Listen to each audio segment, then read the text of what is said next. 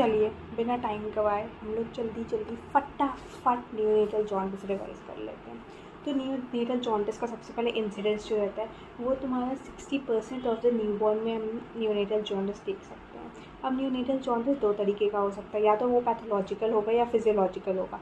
Pathological is seen in 5 to 10% cases में pathological होता है विच रिक्वायर ट्रीटमेंट, और मेजॉरिटी जो है बाकी जो बचे 50% वो तुम्हारा मेजॉरिटी फिजियोलॉजिकल होता है। और फिजियोलॉजिकल जॉन्डिस में कोई भी ट्रीटमेंट की ज़रूरत नहीं होती है। अब हम लोग देखते हैं जॉन्डिस क्यों होता है। तो जॉन्डिस बिलिरुबिन की वजह से हो रहा है। तो बिलिरुबिन मेटाबॉलिज्म सबसे पहले देखते हैं।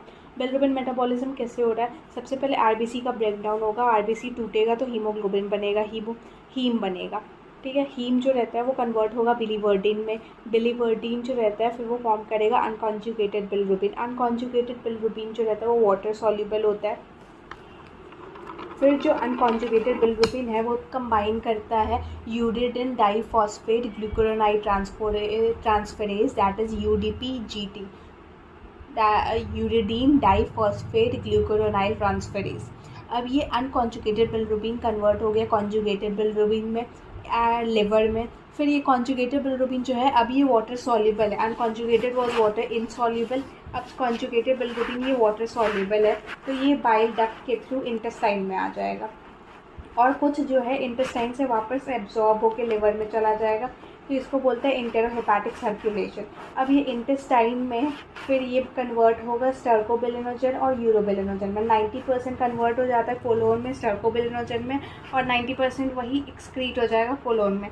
10% जो यूरोबिलिनोजन में जा रहा है वो एक्सक्रीट हो रहा है वाया यूरिन। अब जॉन्डिस को कैसे असेस करेंगे? तो सबसे पहले हम लोग बेस्ट इन्वेस्टिगेशन तो यही है कि सीरम बिलिरुबिन लेवल देख लें।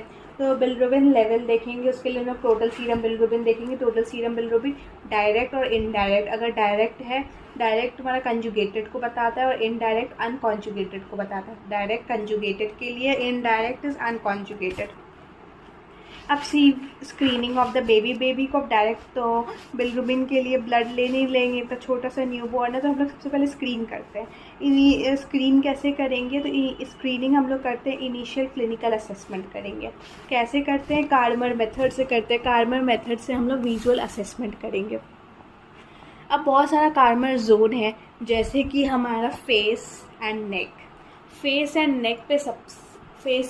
जिसमें से हम लोग सबसे पहले आँख में देखते हैं। फर्स्ट जो है सीन दिस हाई बिलिरुबिन और jaundice is seen in first in the eye. अगर ये फेस और नेक में हुआ तो इसका मतलब जो अप्रॉक्सीमेट सीरम बिलिरुबिन है